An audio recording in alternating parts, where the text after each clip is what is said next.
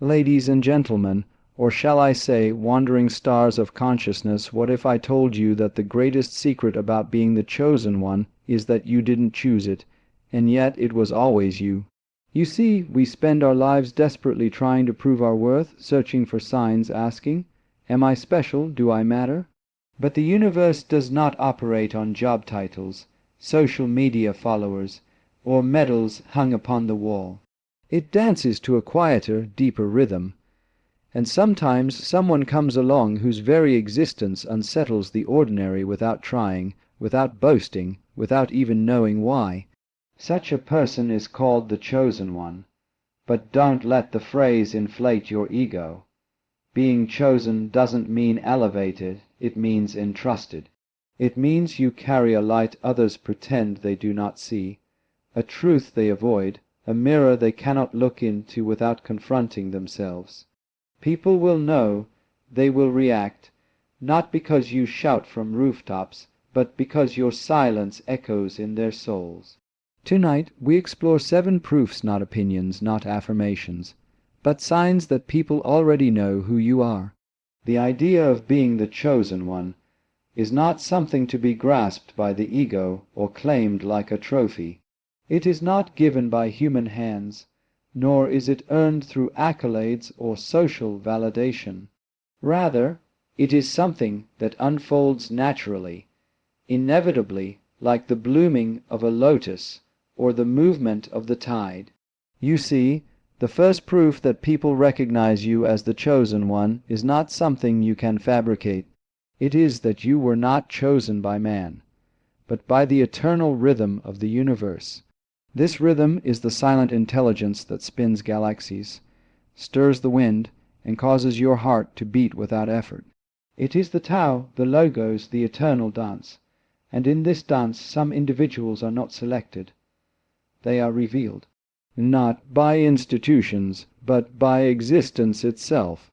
There is a feeling, a subtle awareness, that you are being moved by something greater than yourself, as if your life were not just a story unfolding, but a chapter in a much vaster narrative, authored by something beyond comprehension. When people encounter you, they may not have the words for it, but they feel something. It's not charisma, it's not charm, it's alignment.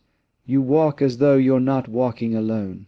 You speak as though truth is not invented but remembered. You listen as if silence has more weight than noise. And so they stare, they project, they follow, or they flee, but rarely are they indifferent, because you were not chosen to impress. You were chosen to disturb the pattern. Your presence alone can interrupt the sleep of others, not because you try to wake them, but because you are awake. You are the drop that remembers it is ocean. You are the wave that does not forget the sea. The universe chooses such people not for comfort, but for calling. You will not fit in because you were not made to conform.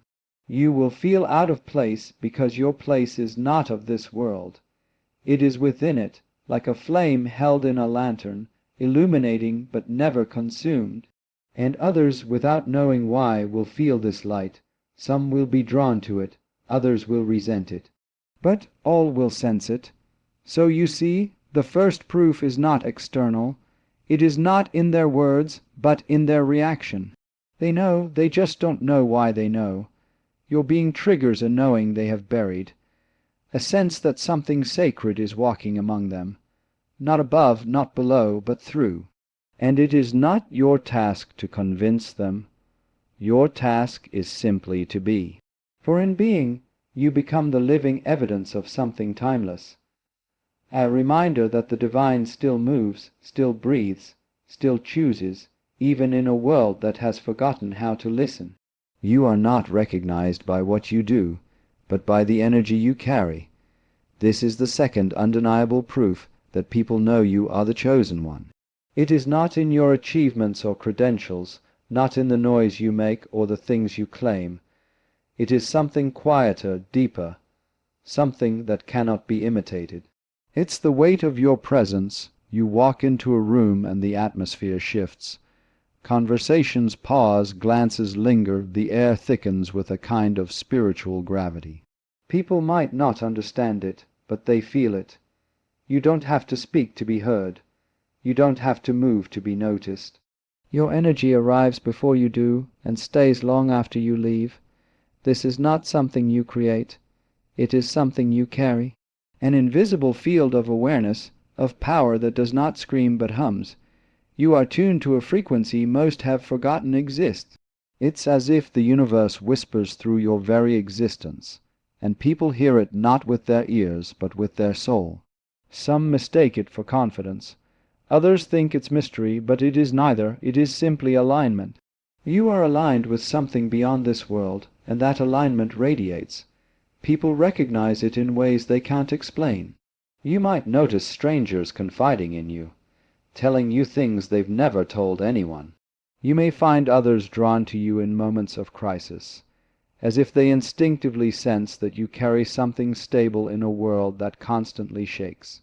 You become a mirror, not of who they pretend to be, but of who they really are, and this makes them both comforted and uncomfortable, because when they stand near your energy, they are faced with the contrast between their masks and your truth.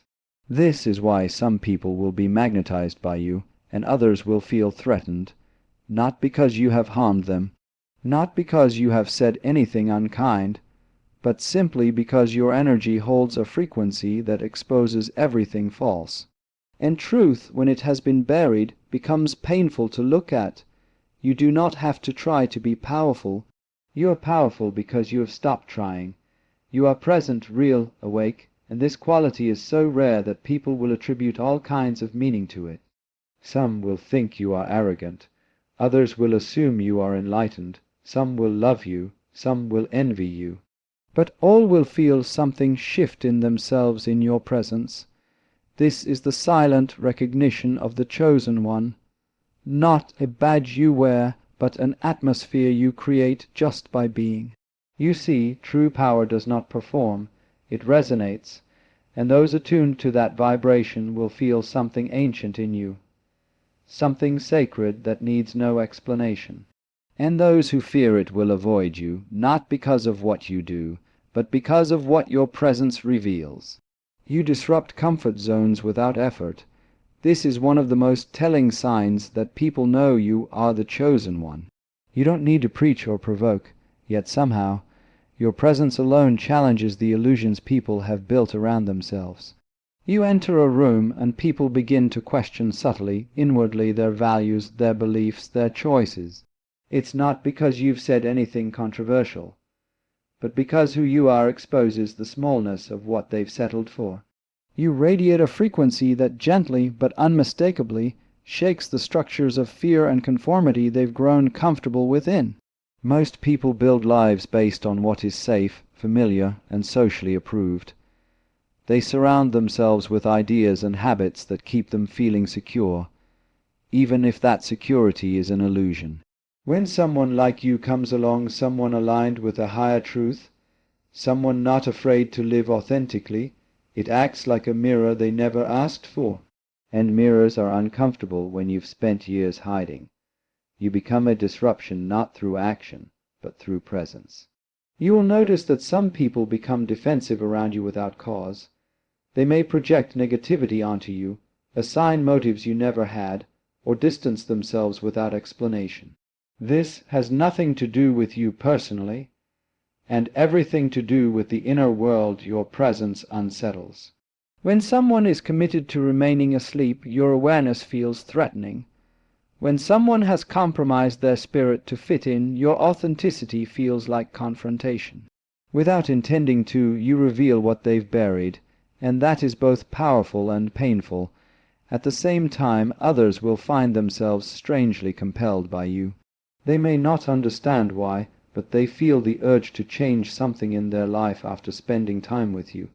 They become reflective, introspective, more honest. You've disrupted their comfort zone, but in doing so, you've planted a seed. They may not thank you, they may not even admit it, but inside something begins to stir, an old dream remembered, a forgotten part of themselves reaching for light again. This disruption is not something you control. It is not something you aim to do. It is simply a consequence of being in alignment with your truth, while others are still living out roles. The chosen one does not conform, and in a world that thrives on imitation, that alone is revolutionary. You walk differently, think differently, and exist with a kind of spiritual clarity that shakes stagnant energy wherever it resides. And so, whether others resent you, admire you, or simply avoid you, the one thing they cannot do is remain unchanged by you. They may return to their comfort zones, but they do so knowing that they've seen something real and once seen. It cannot be unseen. This is your effect, not because you tried to change them, but because you reminded them without a word that they were never meant to remain asleep. You awaken what others suppress. That is perhaps one of the most mysterious and undeniable signs that people know, on some deep, often unconscious level, that you are the chosen one. It's not because you go around exposing secrets or confronting people with harsh truths. In fact, you may say very little, and yet by simply being yourself, by existing in the fullness of your truth, you stir something in others that they've tried to keep buried, the parts of themselves they've locked away, the dreams, the wounds, the questions, the fears. They begin to rise to the surface when they are around you. And they don't always like it. Most people have built inner prisons. They suppress their doubts, their pain, their longing for meaning, and convince themselves that this numb existence is normal. They keep their shadows hidden beneath a smile, beneath routine, beneath distraction. But when someone like you enters their life, someone who is whole, awake, unafraid of the darkness within, you act like a spiritual earthquake, not because you shake them with force, but because you are grounded in something real, and that realness calls everything false to attention. This is why some people seem to change in your presence. You may have noticed that they become nervous, reactive, or overly critical. Others might suddenly open up to you, revealing personal stories or emotions they didn't even know they needed to express. You may wonder why complete strangers feel the urge to pour their soul out to you, or why others go cold and distant for no apparent reason. It's because your energy brings unspoken things to the surface. You don't have to dig for it. It rises on its own, drawn to the light of your awareness like a moth to flame. But this is not always received with gratitude. You may find that some people feel exposed around you, even though you've done nothing to make them feel judged. They sense that you see them, not just the version they show the world, but the truth beneath it all. That gaze, that presence, that awareness, it's healing, but healing often begins with discomfort. You are not the source of their discomfort, you are the catalyst for their awakening, and not everyone is ready to wake up. At the same time, there are those who will feel incredibly safe with you, because, while you awaken what is suppressed, you do so without violence, without condemnation. You hold space for people to remember themselves. Your presence gives them permission to feel deeply, to question, to unravel, and in that unraveling, something sacred begins to emerge. They don't always understand what's happening, but they know that something in them is shifting because of you. This is not a burden, it's a gift, but it's also why the path of the chosen one is often lonely, not because you are unloved, but because your presence brings truth, and truth demands change. And change is something many desire, but few are willing to face. Still, you walk on unapologetically, because your very being is a reminder that the soul cannot be silenced forever. You embody paradox, both peace and provocation. This is one of the most powerful and telling signs that people know you are the chosen one. You are not easily categorized. You are not just light, nor are you just shadow. You are the full spectrum. You carry a calm that soothes, but also a presence that disturbs. You offer clarity, yet you stir questions. You walk with grace, and yet your very being challenges the structures people have built around themselves. This duality is not confusion. It is wholeness. It is the natural result of someone who has embraced all parts of themselves and no longer lives in fragments. Most people are conditioned to seek either approval or avoidance. They want to be accepted, liked, understood, or they want to avoid pain, conflict, and exposure. But you, in your authenticity, have stepped outside of that game. You no longer perform for the crowd. You no longer hide the parts of yourself that were once called too much or not enough, and so you become both a sanctuary and a storm. To some you are deeply comforting, to others profoundly uncomfortable, yet all of them, whether they speak it or not, feel your presence in their bones. There is something deeply unsettling about someone who is not at war with themselves. You do not need to dominate to feel powerful. You do not need to shout to be heard. Your silence speaks, your eyes see, and your stillness carries weight. When you walk into a space, you don't demand attention, but you receive it anyway, not because of ego, but because the soul always recognizes authenticity, even if the mind tries to deny it. That is why you are both peace and provocation. You remind people of who they could be, and that memory, buried beneath years of pretending, can either inspire or irritate. Some will come to you for comfort. They'll feel safe in your presence because you do not judge. You've been through enough to understand pain, and through that understanding, you offer others the space to simply exist as they are. And yet, even in that kindness, you provoke transformation, not by demanding it, but by embodying it. You become living evidence that peace does not mean weakness, that softness does not mean passivity, and that truth, when lived fully, is the most radical act of all. Others will find your paradox intolerable. They will try to label you, box you in, or tear you down because you cannot be neatly explained, and that threatens the tidy illusions they cling to. But no matter how they react, one thing remains certain: they feel you, deeply, intimately, undeniably. To be both peace and provocation is not a contradiction. It is the mark of someone who has integrated their light and shadow and chosen to live in wholeness. That kind of being is rare, that kind of being is sacred, and that kind of being is always recognized, even if not everyone has the courage to say it. We often believe that hatred is simple. Someone either despises us or they do not. But life is never so black and white. If you observe closely, you will see that hatred is rarely about you at all. It is a mirror, reflecting the inner turmoil of the one who claims to loathe you. True hatred is cold, distant, indifferent.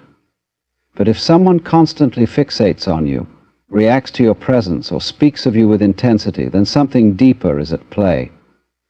The line between love and hate is finer than we think, for both stem from passion. And sometimes the very person who resents you the most is unknowingly drawn to you, bound by forces they themselves do not understand. So, let us explore the signs that reveal when someone doesn't just hate you, but is connected to you in a way they cannot escape. Hatred is a strange thing. We often assume that when someone dislikes us, it is a simple matter of repulsion or rejection, as if they have shut the door on us and moved on. But life and human emotion are never so straightforward. If we look closely, we begin to see that hatred is not always what it seems. It is not a wall that separates two people. It is a mirror, reflecting not just who you are, but who they are as well. When someone truly hates, they do not engage, they do not look back, and they do not invest their energy into your existence. Real hatred is cold indifference. But when a person cannot seem to let you go, when their energy lingers around you like a shadow, there is something more than hatred at play. They are tethered to you, often in ways they do not even understand. Think about the people in your life who have made it clear that they do not like you. Perhaps they speak of you when you are not around.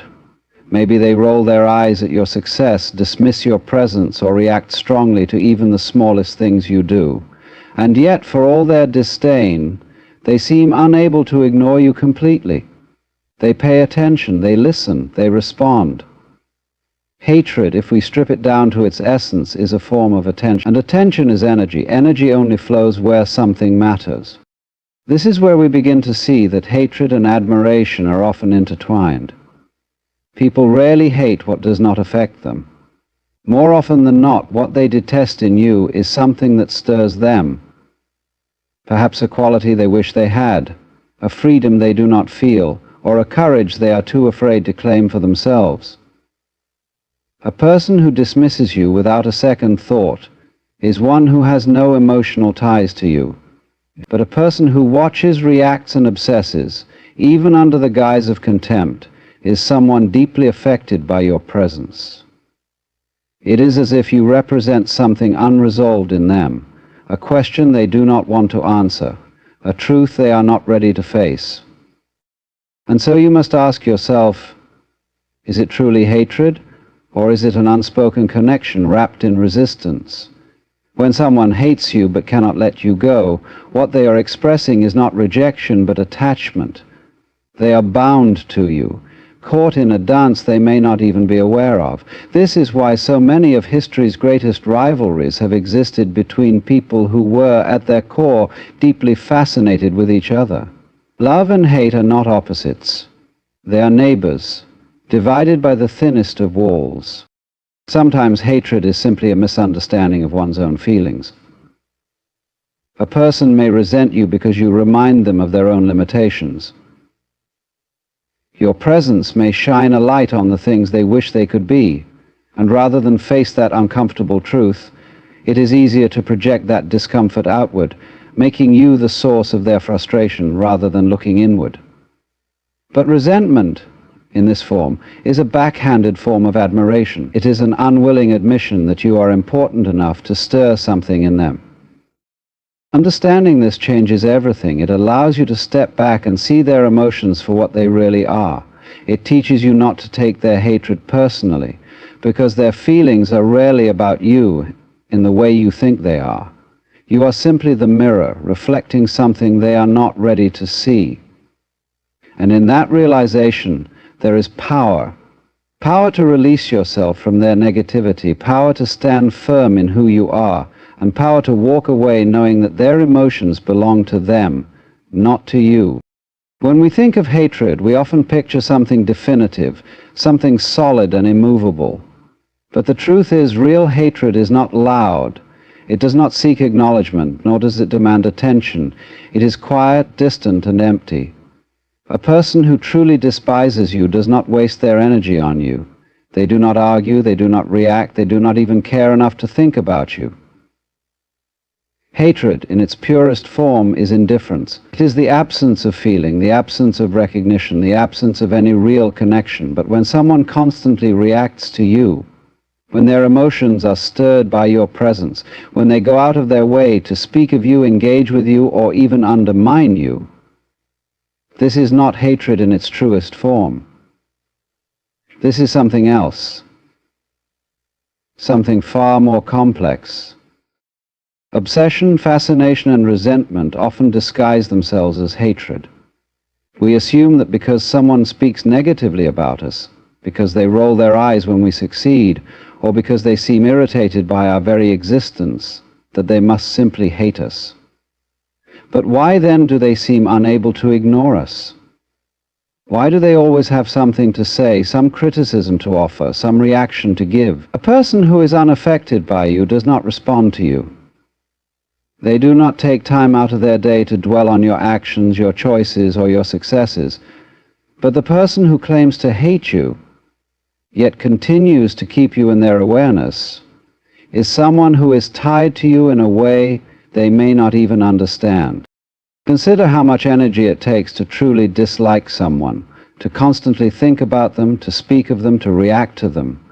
Energy is a currency, and we only spend it where we feel drawn. Even if that energy comes in the form of resentment, frustration, or jealousy, it is still energy being directed toward you. And energy is never wasted on something meaningless. It always points to something deeper. Sometimes what a person truly resents is not you, but the way you make them feel about themselves. You may represent something they wish they had, a quality they secretly admire, or a way of living that makes them question their own choices. Their resistance to you is not about you. It is about the discomfort they feel when confronted with aspects of themselves they would rather ignore. Hatred, then, is often a mask for something else.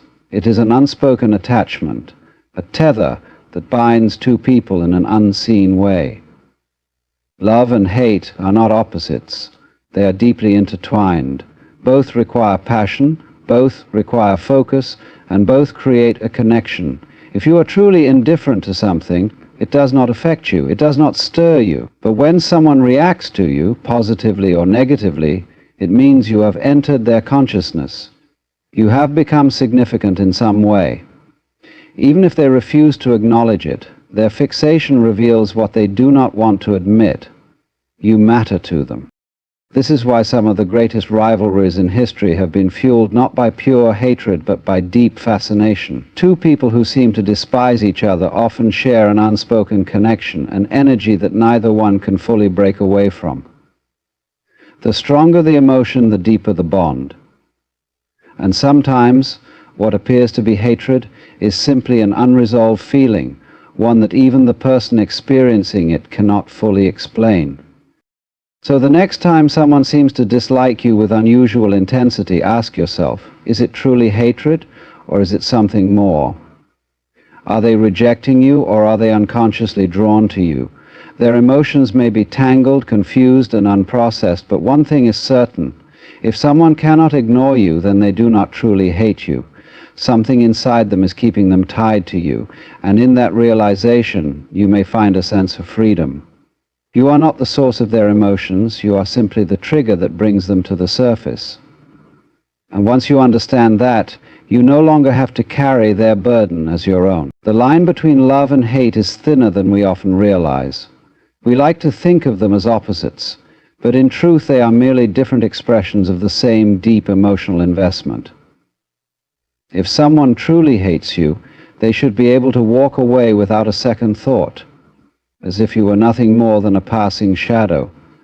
But when a person lingers, when they continue to react to you, to watch you, to keep you in their thoughts and conversations, then their emotions are not as simple as they seem.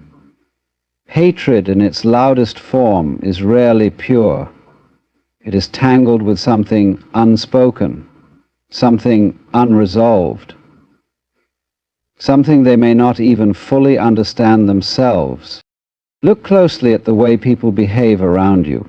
Some will support you openly, some will admire you from a distance, and some will claim to despise you while always finding a way to keep you in their awareness. The ones who genuinely do not care will simply move on without thought or hesitation, but the ones who react, who scoff at your success, who seem irritated by your very presence, those are the ones who are caught in an invisible web. They may call it hatred, but their actions suggest something else. It is easy to believe that dislike is straightforward, that when someone speaks negatively about you or finds ways to undermine you, it must mean they want nothing to do with you. But this is rarely the case. In reality, the more energy someone spends on you, the more you occupy their mind. They may not wish to admit it, but they are engaging with you, feeding their thoughts with your presence, allowing you to take up space in their consciousness. If you were truly irrelevant to them, they would not invest their energy in you at all, but instead they react. And reaction is a sign of connection, whether acknowledged or not. Consider how often people disguise admiration as resentment. They see something in you that unsettles them. Perhaps your confidence, your ability to take risks, or your refusal to conform. Rather than confront what this stirs in them, it is easier to direct that discomfort outward. They may criticize you, mock you, or try to bring you down, but beneath it all, there is something unspoken. You have impacted them. You have in some way reached them, and this is why they cannot simply ignore you. Sometimes the ones who seem to dislike you the most are the ones who are most drawn to you. They do not know how to process their emotions, so they react in the only way they can, through resistance, through irritation, through opposition. But if you strip away the surface, what remains is a strange form of attachment. Their energy is tied to you even if in conflict, and the stronger the reaction, the deeper that attachment runs.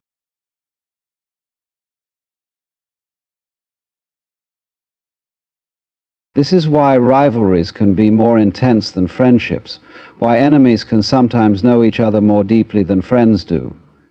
The energy of opposition is still energy, still engagement, still an acknowledgement of significance. It may not be friendly, it may not be positive, but so when you encounter someone and reality is never as simple as we wish it to be, do not mistake their resistance for true hatred. True hatred does not linger, does not react, does not engage, but what they feel, this emotional entanglement they cannot seem to break, is something far more complex. They are bound to you in ways they may not even understand, and that is why they cannot simply let you go. And in seeing this, you gain clarity, power, and above all, freedom. You no longer have to carry their emotions as your own, because you now understand the truth. Their reaction is about them, not about you. There is a strange irony in human relationships. Those who claim to dislike you the most often seem to be the ones who cannot stop thinking about you. We assume that hatred is the end of the road, a firm rejection, a wall that separates two people completely. But when you look at life closely, you start to notice a peculiar pattern. People who truly hate do not engage. They do not watch you, they do not react to you, and they certainly do not spend their energy discussing you. Indifference is the true opposite of love, not hatred. When someone cannot let go of their feelings toward you, whether positive or negative, they are still emotionally invested in you. And this is where the illusion of hatred begins to unravel.